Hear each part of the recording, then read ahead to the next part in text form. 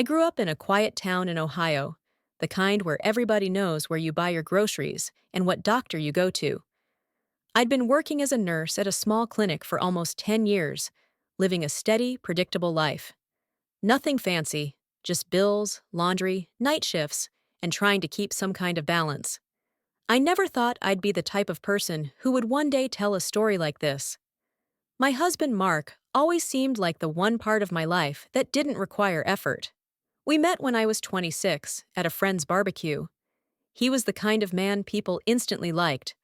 Warm, calm, good at small talk without sounding fake. He grilled burgers, fixed a broken porch light, played with someone's toddler, and somehow still managed to ask me about my job like it genuinely interested him. 2 months later, we were inseparable. People called him the perfect guy. And honestly, I believed it. He packed my lunches when I worked double shifts. He remembered my mom's birthday better than I did. If the kitchen sink leaked, he repaired it before I even noticed.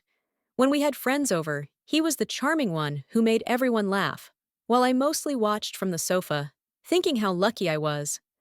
I'd catch myself staring at him and feeling a little guilty, like I'd gotten more than I deserved.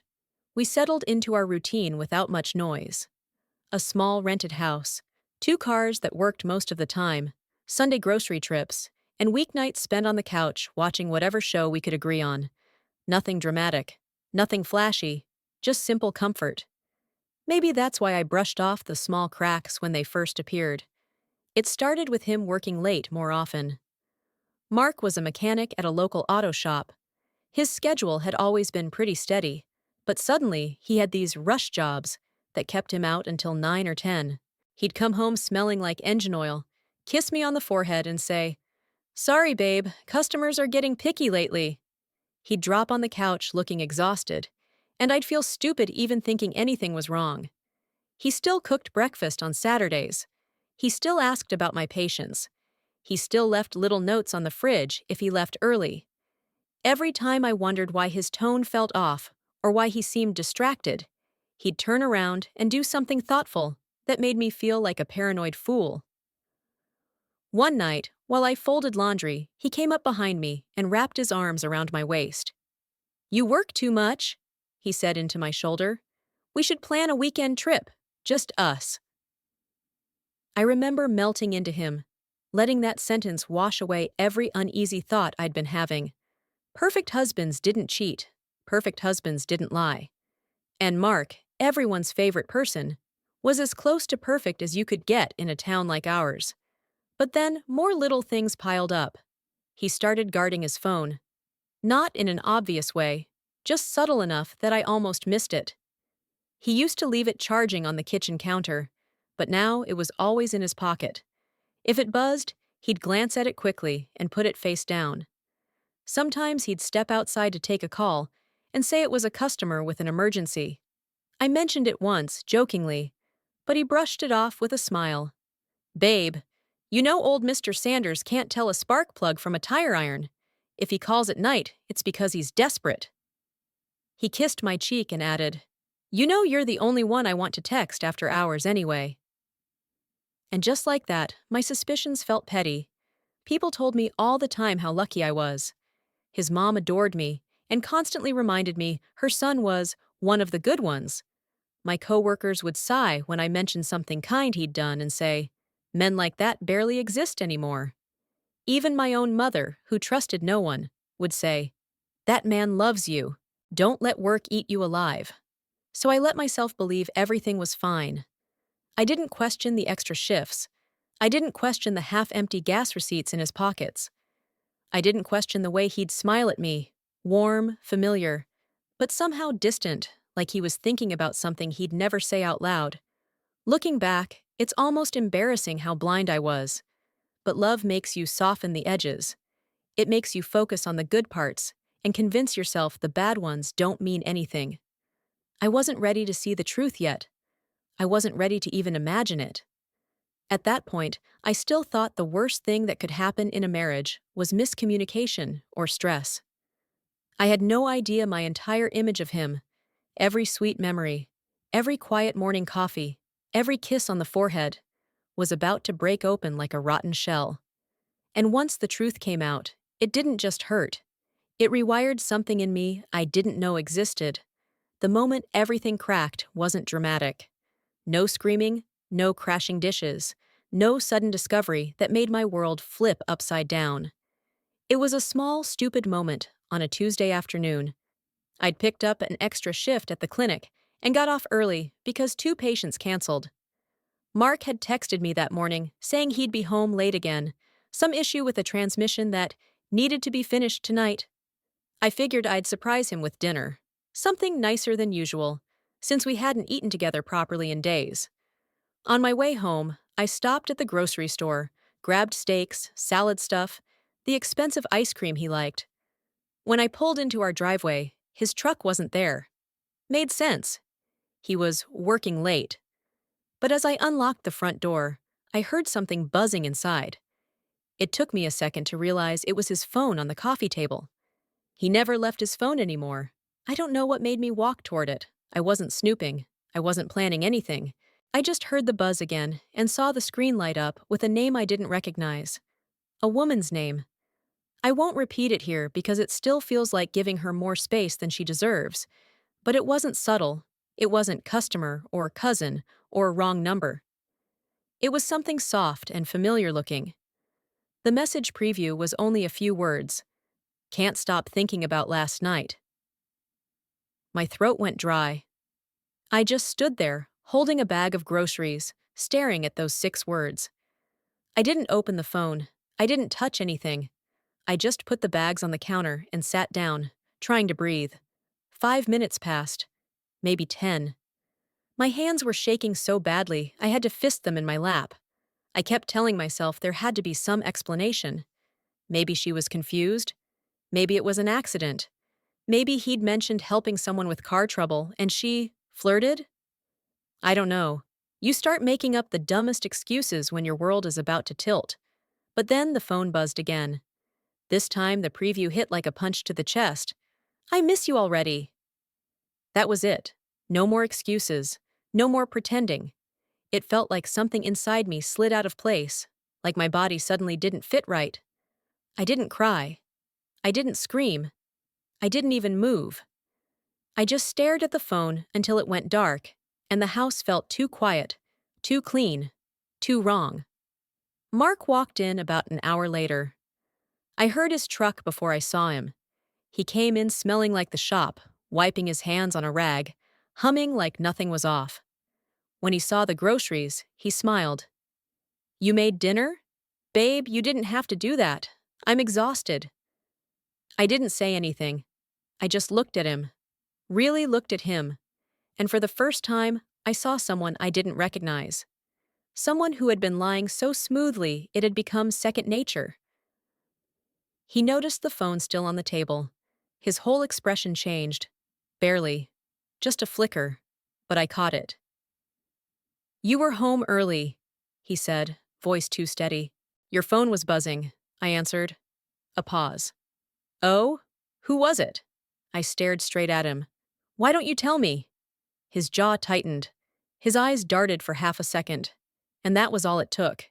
He tried to play dumb at first, talking fast, laughing too loud. It's a customer, babe. A friend. You know how people get. But I didn't say a word. I just waited. Silence is a powerful thing when someone knows they're caught. Eventually, he sat down, elbows on his knees, head in his hands. Okay, he whispered. Okay, just let me explain. I didn't want to hear it. Not really. But I let him talk because I needed to hear the tone of his voice, the way he'd twist the truth. He said it just happened. He said it wasn't serious. He said he still loved me. Every cliché, every tired excuse. And the whole time he kept looking at me like he expected me to forgive him right there, like the years of being the perfect husband bought him a free pass. But it wasn't the cheating that broke me. It was the way he said it. Calm. Practiced. Like he'd rehearsed it. That was when I realized this wasn't a one-time slip. This wasn't new. This was a man who had been living a double life smoothly enough to keep his halo shining for everyone else. And the worst part? He didn't even seem afraid I would leave. He seemed afraid I'd make things uncomfortable. Something inside me went cold. Not angry, not hysterical, just done. He kept talking, trying to bargain with me, promising he'd cut things off, promising we can fix this, promising it didn't mean anything. But the whole time, my mind was moving quietly, steadily, like gears clicking into place. He had built a reputation in our town as the perfect guy, the helpful neighbor, the dependable mechanic, the loving husband, and that reputation mattered to him more than anything. I realized something sitting on that couch. He cared more about how other people saw him than he ever cared about me. He protected his image with more devotion than he ever gave our marriage. And for the first time since meeting him, I felt something sharper than heartbreak. I felt clarity. I didn't yell. I didn't argue. I just looked him in the eye and said, "I know who you are now." His face changed. That scared look, the one he should have had earlier, finally appeared. But it was too late. He thought forgiveness was automatic, guaranteed, expected. He didn't know yet that the part of me that loved him had already died. What he did next only sealed it. He tried to turn it around. Told me if I told anyone, I'd ruin both our lives. He said he'd lose everything. He begged me to think before you do something stupid. He didn't realize I wasn't thinking about revenge yet. But I was thinking. And soon, very soon, he'd understand exactly what something stupid really looked like. The day after everything came out, Mark acted like we were in some kind of temporary rough patch.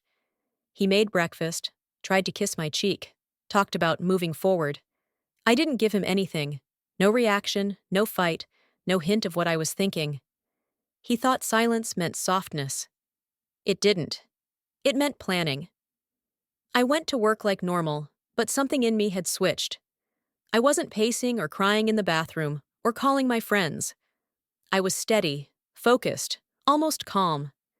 I knew Mark's biggest weakness wasn't losing me. It was losing the version of himself he'd spent years polishing for everyone else. So I started there. On Thursday, his sister called. She adored him, always bragged about how he treated me. I told her everything, not dramatically, not angrily, just plainly. Her voice cracked. She asked if he'd been drinking, if we'd been fighting, if he was under stress. I said no. I said he did this because he wanted to, because he could. She didn't know what to say, but by evening, the entire family knew. Mark stormed into the house that night, red-faced. "Why would you tell them?" he snapped. "You made me look like trash." I didn't raise my voice.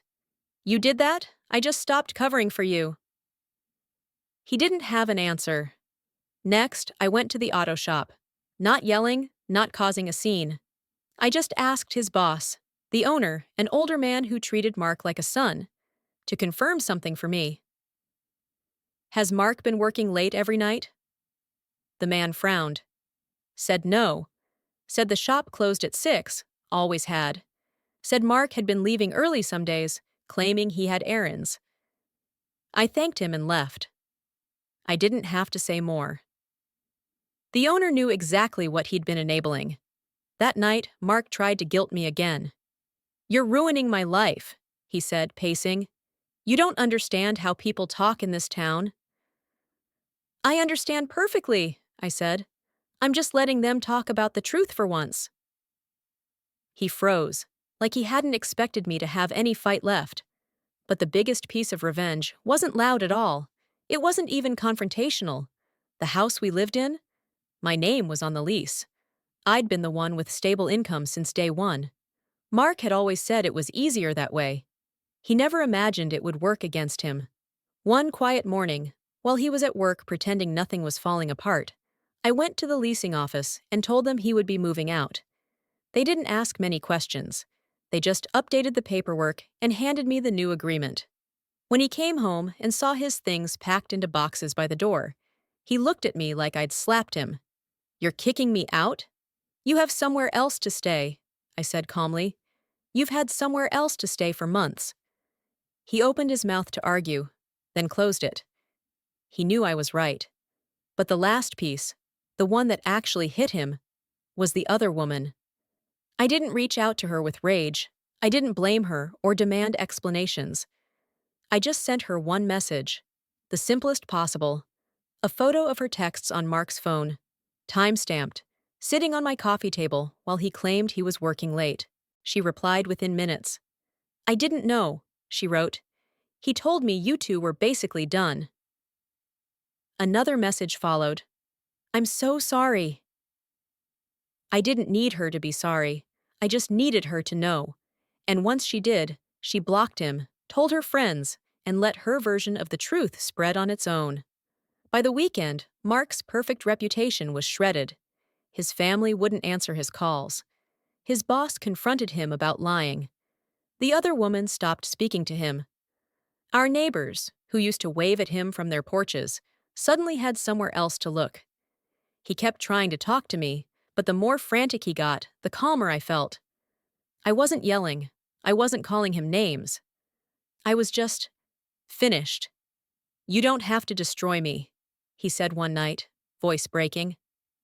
"I didn't," I said. "You did that yourself. I'm just refusing to clean up after you." He stared at me like he finally understood the depth of what he'd lost. Not just the marriage, not just the comfort, but the version of himself he'd been performing for the world. My revenge wasn't dramatic. It wasn't violent. It wasn't clever. It was simply the truth, spoken out loud. And for a man like Mark, that was the deepest cut possible. The first night after Mark left, the house felt too big. His side of the closet was empty, the dent in his pillow still there, his coffee mug sitting in the sink like he might walk back in and grab it. I stood in the kitchen, listening to the quiet, half expecting his truck to rumble up the driveway, even though I knew it wouldn't. I waited for the breakdown. The ugly crying, the begging myself to take him back, the late-night texts I'd almost send, and then regret. It never really came the way I thought it would. I cried, sure, but it wasn't constant. It came in small, sharp waves. A shirt I forgot to pack. A song in the grocery store. His name popping up because I forgot to delete it from some shared account. Mostly, what I felt was tired. Just tired of carrying a version of us that only I believed in. I started doing small things just for me. It sounds silly, but I bought new sheets. I rearranged the furniture. I painted one wall in the living room a color I knew he would have hated. I cooked what I liked, instead of what he preferred. It wasn't about erasing him. It was about making space that didn't hurt to look at. His messages started piling up. At first, they were angry. "You didn't have to drag everyone into this. You made me look like a monster." Then they turned softer. "I messed up. We can fix this. I miss you." I read them once, then turned off notifications. I didn't respond. There was nothing left to say that would change what he'd done, or who he really was. His mom reached out after a few weeks. She apologized for him, like moms do. Said she never thought he'd do something like that. I believed her. People see what they're shown. She asked if there was any chance we'd work it out. I told her gently, "No, not this time." She cried. I didn't. I'd already done my grieving. At the clinic, life went on. Blood pressure checks, coughs, stitches, the same patients with the same stories. A coworker pulled me aside one day and said, "I heard about Mark. I'm sorry." I shrugged and said, "I'd rather know the truth than live in a lie." Saying it out loud surprised me with how true it felt. Slowly, my days stopped circling around what he'd done and started filling with other things. I picked up extra shifts not because I was running from home, but because I liked feeling useful. I started walking in the evenings, headphones in, just moving my body until the tightness in my chest loosened. I even joined a little book club some of the nurses had, something I'd always said I didn't have time for. One afternoon, months later, I saw him at the grocery store. He looked smaller somehow, not physically, just dimmer. No easy charm, no bright grin, just a man pushing a cart, staring too long at the cereal aisle like it could give him back his old life. He spotted me and froze. "Hey," he said softly, like we were old friends who hadn't seen each other in a while. "Hey," I answered.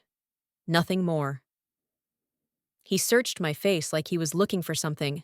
Anger, softness, maybe a crack he could slip through. "You look good," he said. "Better." "I am better," I replied. And it was the first time I realized it wasn't just a line. It was real. He started to say more, but I didn't stay to hear it. I nodded, pushed my cart past him, and walked away. My heart didn't race. My hands didn't shake. He was just another person in a store on a Tuesday. Now, when people talk about him, I don't jump to defend him.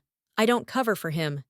If someone asks what happened, I tell them the truth in a calm voice and let them decide what to do with it. His image isn't my responsibility anymore. Sometimes, late at night, I think back to the early days when I thought I'd hit the jackpot with this perfect man. I remember the way everyone praised him, how I used to glow under it, like it reflected on me. Now I know better. He was never perfect. He was just very good at pretending, as long as no one looked too closely. And I guess that's the quiet ending to all of this. I stopped protecting the performance. I chose my reality over his reputation. He can keep whatever version of himself he tells people now. I'm finally living in mine.